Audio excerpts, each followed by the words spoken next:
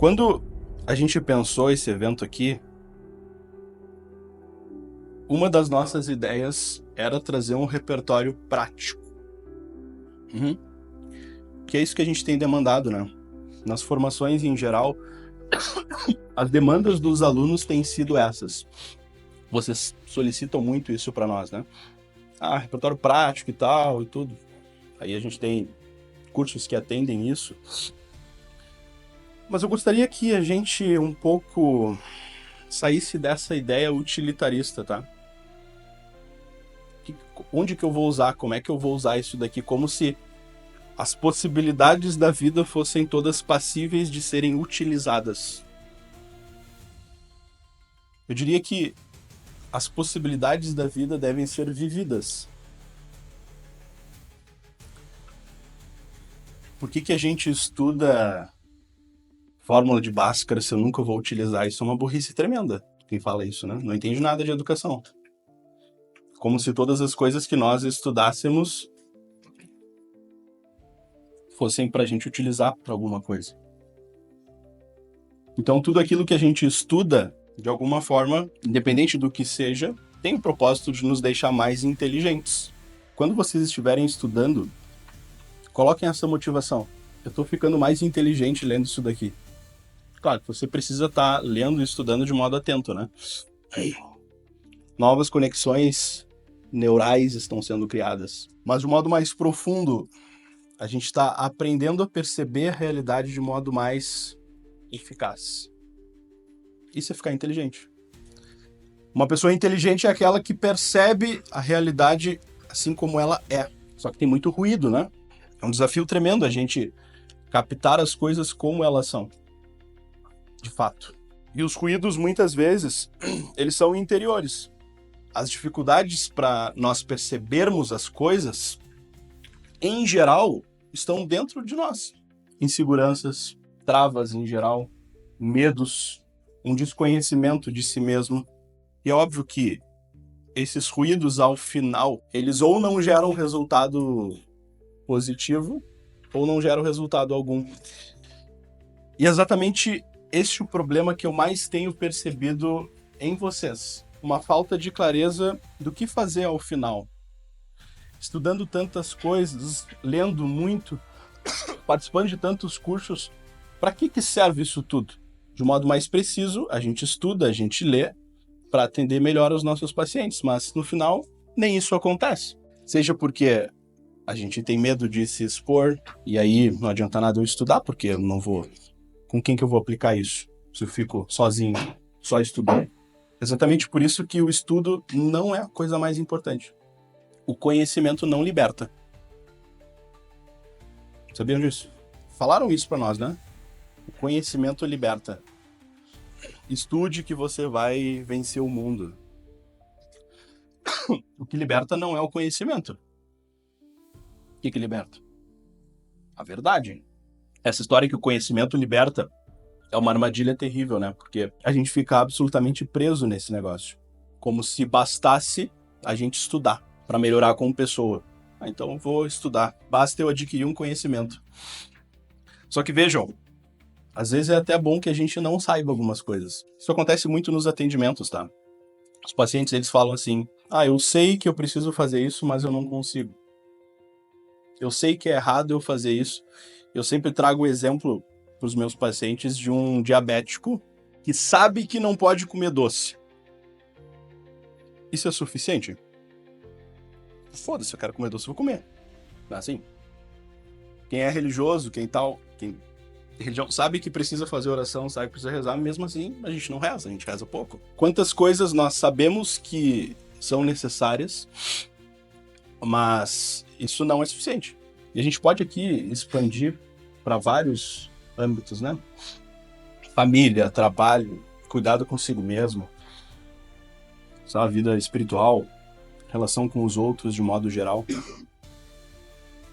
Sei o que preciso fazer, mas mesmo assim não faço. Esse é o dilema chave do processo terapêutico. E os pacientes, grande parte das vezes, eles sabem o que precisam fazer de fato. Tanto é que a gente fala as coisas para os pacientes, não, eu sei disso, não é assim? Mas saber não basta. O que é necessário, então? Uma coisa chamada de decisão. Uma das maiores expressões de sofrimento humano. A incapacidade de tomar decisões. Vamos pegar o exemplo do diabético de novo. Tem o doce, o pudim e, sei lá, e uma água. E tem eu, diabético. E aí eu tenho que tomar uma decisão. Não é isso? Ou eu como o doce ou eu tomo a água. E aí nessa dúvida, o que em geral o ser humano se direciona? Decidam por mim. Alguém escolha por mim. Quando a gente está diante de uma oportunidade de fazer uma escolha, deixa eu falar uma coisa para vocês. Experiência de atendimento, isso daqui. Tanto faz o que a gente escolhe, o que o paciente escolhe. É óbvio, a gente está falando de duas coisas boas. E aí a gente vai perceber que os pacientes, eles estão lotados desses dilemas. Decidir entre duas coisas boas, ou até neutras. E aí tanto faz. Eu trouxe duas camisas, uma azul e uma branca. Aí eu pensei assim, hoje eu vou com a azul ou com a branca? Isso virou um dilema na minha cabeça. Eu tô falando sério. E eu fiquei pensando, tá, mas o que é azul? Eu juro, tá? O que a azul vai transmitir, assim? O que a azul vai transmitir? O que a branca... Tipo, foda-se, peguei qualquer uma. Duas coisas neutras. Eu dei um exemplo aqui banal, trivial, mas isso aqui gera muito sofrimento para grande parte das pessoas, que travam muitas vezes nessa encruzilhada entre duas coisas que, foda-se, que eu faço. Não importa muito. Vou trazer uma história que eu conto no consultório para os meus pacientes. Quando eles estão atormentados por uma dificuldade de tomar decisões, eu falo para eles, você acha que eu tinha certeza em casar com a Manuela?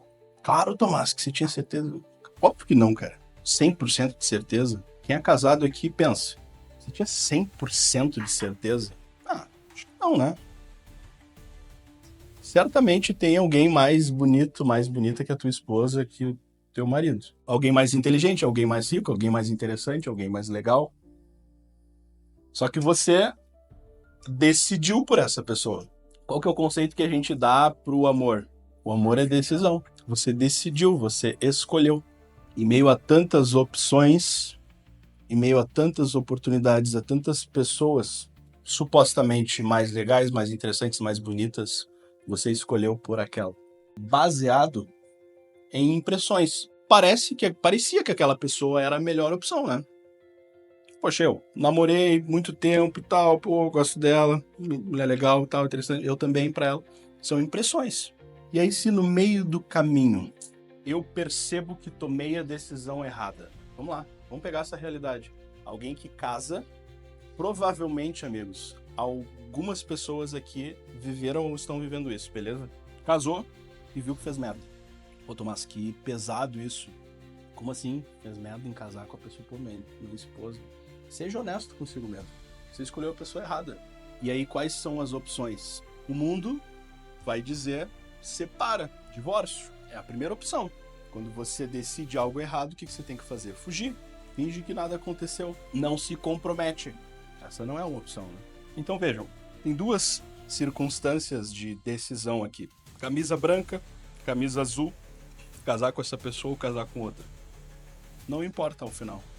Se você casou com a pessoa errada, se você está com a pessoa errada, agora o teu papel é fazer com que aquela decisão que foi errada se torne a decisão certa. Isso aqui é muito profundo, tá? Porque isso diz respeito à dinâmica mesma do amor, que é o que importa, né? O amor não é decisão. Como é que eu faço para amar um inimigo, por exemplo? Não é esse um chamado que a gente tem? Amar as pessoas que nos odeiam. Como é que a gente faz isso? Simplesmente decido. Não sei o que vai ser disso daqui. Não sei a consequência que isso aqui vai ter. Mas eu amo. Eu decido. E sei lá o que vai ser depois disso. Não tem como a gente falar de psicologia sem fazer essa introdução aqui, tá? As consequências da falta desse tipo de abordagem gera, entre outros aspectos, um processo de abertura de mão da vocação. Muitas pessoas passaram por mim na formação, no clube, na academia e tal, supervisão. Muitos desistiram, tá? Qual que é o principal motivo? Não tem segredo, tá? Isso aqui não é pegadinha, mas o principal motivo de desistência é não ter ganhado dinheiro. Desistiram desse universo bonito, profundo, grave que a gente tá falando, porque não ganharam dinheiro. A gente até pode entender, né? Pô, investiu em formação e tal, tava buscando uma profissão, mas no final não ganhou dinheiro. Safadeza, tá? Porque a gente não vai ganhar dinheiro sempre. O que eu ensino no início do processo de atuação como terapeutas? Quanto que tem que cobrar? Porra, nada. Exatamente pra gente entender essa dinâmica. Que talvez vocês não ganhem dinheiro com psicologia. Pô, que sacanagem, né? Falar isso, né? É óbvio que vocês vão ganhar. Mas é uma possibilidade. Se vocês não ganhassem dinheiro mais atendendo, vocês seguiriam atendendo? Por quê? Se a gente não ganha mais dinheiro, a gente segue atendendo? Por quê? Parece papo que eu vou falar, tá? Mas porque a gente ama. Que coisa de louco, né? Trabalhar sem ganhar dinheiro.